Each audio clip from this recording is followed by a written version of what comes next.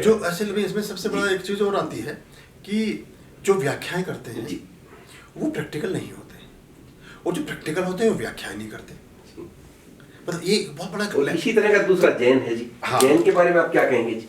जो अन्य दर्शन है, हाँ, जो बाद में धर्म का रूप जिसने लिया है, हाँ, मैं तो बुद्ध पे आप कुछ सेटिस्फाई? हाँ, बिल्कुल हो गए। अब जैन धर्म की बात करते हैं।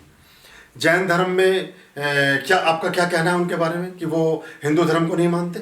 नहीं, मेरा यही कहना है कि भाई जो जिन्होंने भी मतलब वेदों को मानने से इनकार किया, जो मतलब आज के दिन जो तर्क दिए जा रहे हैं, या जो वेदों के विरुद्ध खड़े हुए, वो बौद्ध हुए हैं, जैन हुए हैं, या फिर सिख हुए हैं। बाद में आर्य एक अलग से आर्य समाज की स्थापना हुई है। तो इसी तरह चारवाक रहे, जो भी रहे, तो ये माना जाता है। चारवाक अलग एक बात है जी। उस चार वाक वो उस पे अलग बात करूंगा मैं अभी आपसे। जी। वो तो बहुत उत्तम, वो तो वैज्ञानिक थे सारे। इस उत्तर को यही प्रसिद्ध है। वो बृहस्पति के मतलब नहीं, वो उनके जो गुरु थे बृहस्पति थे, और जो उनके सब चार वाक थे वो उसके बारे में बात करेंगे, अभी तो निपटा लेते हैं। जी। तो अब आपने कहा कि सिख पंथ है। पहले जैन को लेंगे, जैन पुराना है।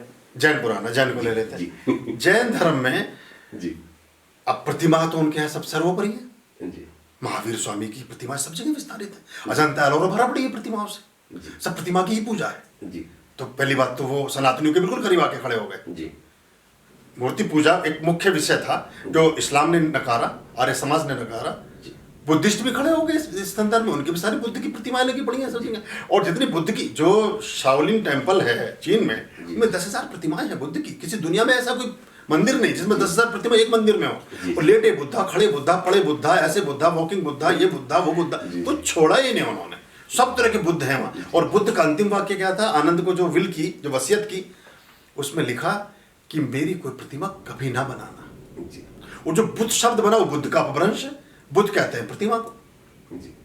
तो बुद्ध प्रस्ति जो बोलते हैं इस्लाम वाले लोग, तो बुद्ध प्रस्ति मूर्ति पूजा। तो मूर्ति पूजा जैन और बुद्ध दोनों कर रहे हैं।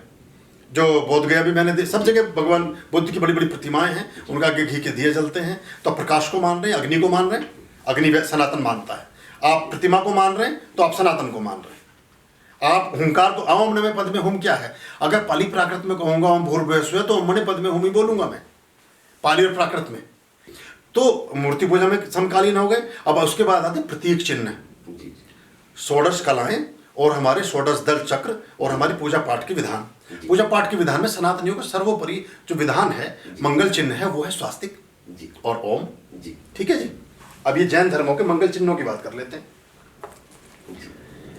देखिए इनका सबसे बड़ा मंत्र है वो है नमो अरिहंताणम, नमो सिद्धाणम, नमो आयर्याणम, नमो उवजयाणम, नमो लोय सव्यसाहुणम, ऐसो पंचण मुक्कारो सब्बा पावन ना सुनो मंगलम न सबवेसी पढ़म हवाई मंगलम।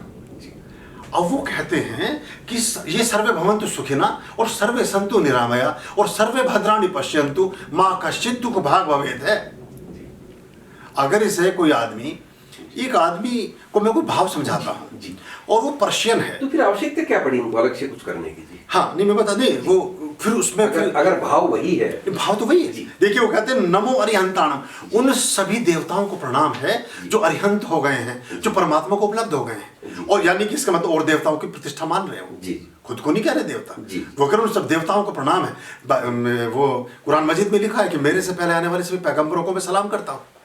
वो भी मान रहे हैं कि मेरे से पहले बहुत सारे पैगंबर आए। वो कृष्ण जी को भी पैगंबर मान रहे हैं, वो राम जी को पैगंबर मान रहे हैं, सबको मान रहे हैं। उसमें लिखा है मैं सलाम करता हूँ उनको। वो हम पढ़ते नहीं ना पुस्तकों, इसलिए पता नहीं। नमो सिद्धाणम, उन सबको जो सिद्ध पुरुष हैं, जो वैलीज में बैठे हुए साधनाएं कर रहे हैं, उन सबको मैं प्रणाम कर रहा हूँ। ये आराधना शुरू हो गई है, ये प्रार्थना और प्रेयर शुरू हो गई है। सबसे लाभ में कहते हैं पढ़े हो मंगल, जो भी इसको पढ़ता है उसका सब प्रकार मंगल हो। शुभ लाभ उनका मुख्य चिन्ह है और सबसे पहला जो उनका चिन्ह है वो है स्वास्तिक। आप कह रहे हैं जी जैनी जो है वो हिंदू सनातनी नहीं है। नहीं मैं नहीं कहता। नहीं दूसरा, मैं तो जो दूसरा श्रीवत्स जो हाँ है उन पर आपके विचार जानना चाहता हूं। नहीं मैं वही बता, श्रीवत्स दूसरा उनका प्रतीक चिन्ह, मैंने इसलिए मेरे यहाँ तो सारा फ्यूजन है ना। तीसरा आनंदवंत, जिसपे हम सारा का सारा अपना ये बनाते हैं, ये जो हमारी रंगोलियां बनती हैं। चौथा वर्धमानक है उनका, समय का चक्र है, जिसको हम चक्र को हमने गति का समय माना है। तीसरा है भद्रासन। हम आसन की शुद्धि और सारी पूजा पाठ जो है भद्रासन के हिसाब से करते हैं। और उनका 1 2 3 4 5वां भद्रासन। छठा है उनका कलश। कलश हमारे यहाँ उसके बिना हो नहीं सकता। अब चंद्रमा पर लोग पानी खोजने जा रहे हैं, हमारे चौथी पास पंडित जो पुरोहित बैठता है वो सबसे पहले कलश रखता है पूजा पाठ में और उसके साथ चंद्रमा बनाता है और उसकी दिशा भी वही है। इन्होंने वही बना रखा है, इन्होंने कलश में वही बनाया हुआ है। फिर इन्होंने मीन युगल रखा है, एक प्राणी बच गया था सब चीजों में, तो प्राणी को रिप्रेजेंटेशन में सबसे पुराना प्राचीन जो प्राणी है जलचर वो मछली है। सबसे पहले मछली पैदा हुई थी धरती पर, तो पानी के बाद तो मीन युगल को उस प्रतीक के रूप में रखा है और दर्पण रखा है सदा सर्वदा स्वयं को देखते रहने के लिए और वास्तु से संबंधित सभी तरह के उपायों को अपने जीवन में लगाने के लिए। एक बात, जितनी भी कथाएं हो रही हैं सब में सबसे दान देने वाला जैनी है, सबसे दान देने वाला जैनी है। कोई शमशान घाट हिंदुओं का नहीं मिलेगा जिसमें जैनी के नाम का पत्थर ना हो, कोई हिंदुओं की शोभा यात्रा नहीं मिलेगी जिसमें जैनी ने दान न दिया हो। जैन इस दुनिया में, इस भारत में पॉइंट्स में है, बहुत कम प्रतिशत में है, लेकिन सारी कम रिचेस्ट है, उनसे अमीर कोई भी नहीं। अगर आप उस तरह वो अल्पसंख्यक होते हुए भी सबसे ज्यादा अमीर हैं और आपके सारे उन सिद्धांतों को पालन करते हैं जो सनातन धर्म का बीज है।